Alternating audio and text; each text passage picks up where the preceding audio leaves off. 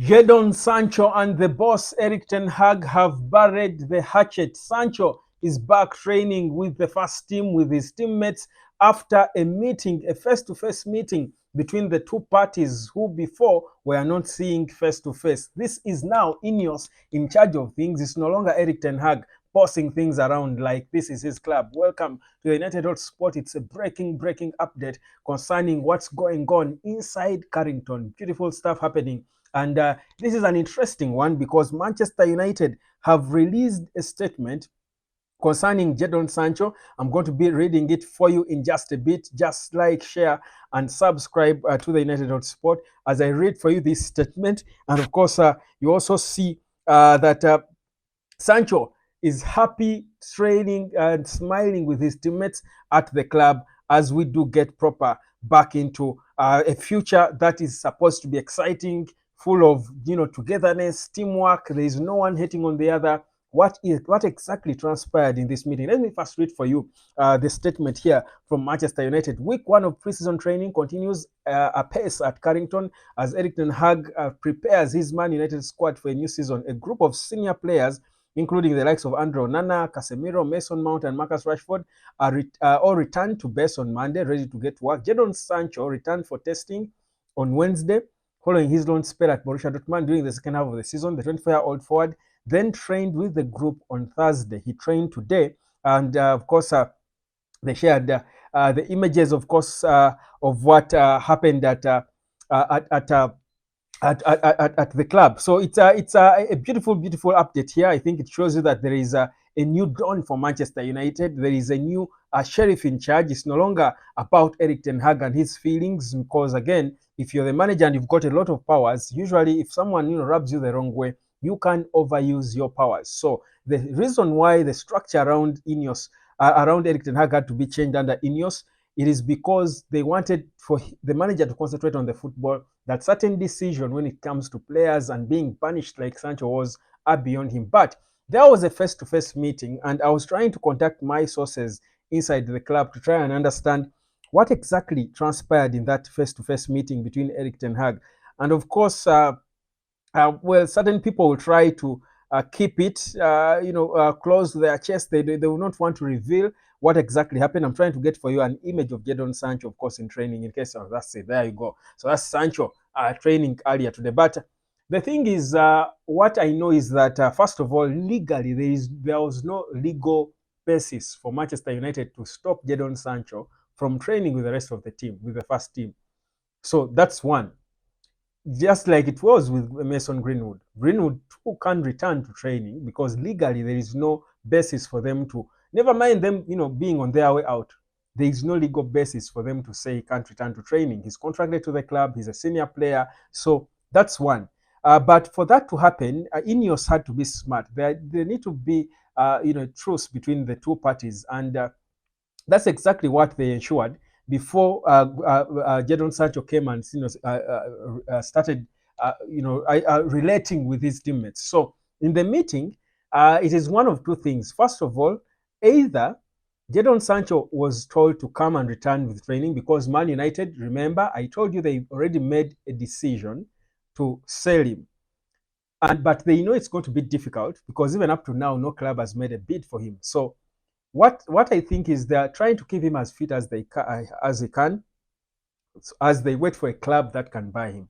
Because I understand he might not be involved in Monday's the 15th, I think is Monday. Monday's game, preseason game against Rosenborg.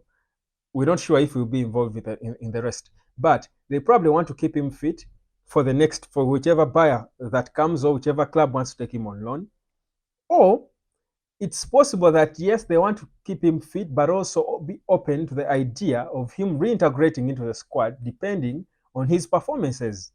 So the thing is, it's not all done. And this is a developing story. We'll get to know the details. But from the body language, because if they did not entirely want him to associate with the team, he wouldn't be training with the Amad Diallo's, with the Wan-Bissaka's, the whole senior team. He would be training in isolation by himself.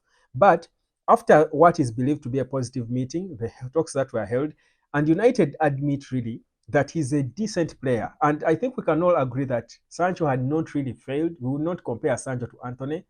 He had not really failed. And also, Erik ten Hag, in the review, INEOS realized certain things about Erik ten Hag that probably showed some bit of favoritism. And Sancho, in his statements, felt he was a little bit unfairly judged, yet certain players were getting away with a lot. And we can all say it, we all saw it. And whereas what he did was never defendable, the fact that he deleted the tweet, it's okay for a player to come out and say, you know what, whereas yes, I'm not perhaps as good as you think I should be as a manager, it's not right for you to go out there in the media and attack me and assassinate my character assassination. Yet there are players like Anthony who are also not as that good, but you're not saying the same about them publicly. So I think it was a meeting of, them trying to understand each other and, have a proper talk between the two parties. And this time around, Erik ten Hag had to be humble because certainly there were other people involved in the meeting, part of the INEOS team that they have set up, the likes of Dan Ashworth. Now, these are the people, Jason Wilcox, all these people are involved because before you let go of a player like Jadon Sancho, one of the highest paid players at the club, you have got to have good grounds to do that.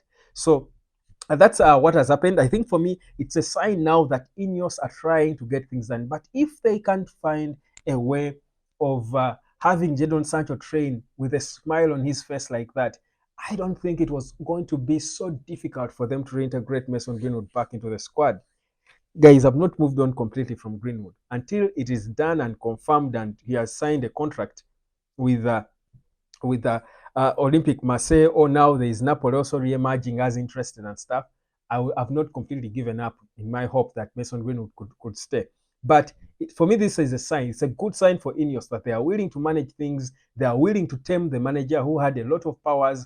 For me, this is now an institution that is not a one-man institution. Beautiful stuff to see. Give me your 2 cents. Drop a comment and let me know whether you think if he trains well, most likely he will. He's a Champions League finalist. Should Manchester United then forget about the history, the past, and the bad blood, bury the hatchet with the manager completely and keep him? Because Man United was contemplating spending a lot of money on a winger, and Sancho is there. You've got Ahmad. I mean, better the devil you know than the angel you don't. You can try him as well, try him. So give me your 2 cents about that. Now, meanwhile, Joshua Zirkzee as well put pen to paper on a 5-year contract with an option of a further 1 year. He did pass his medical. He held his first interview with the club. It will be released anytime soon, I believe.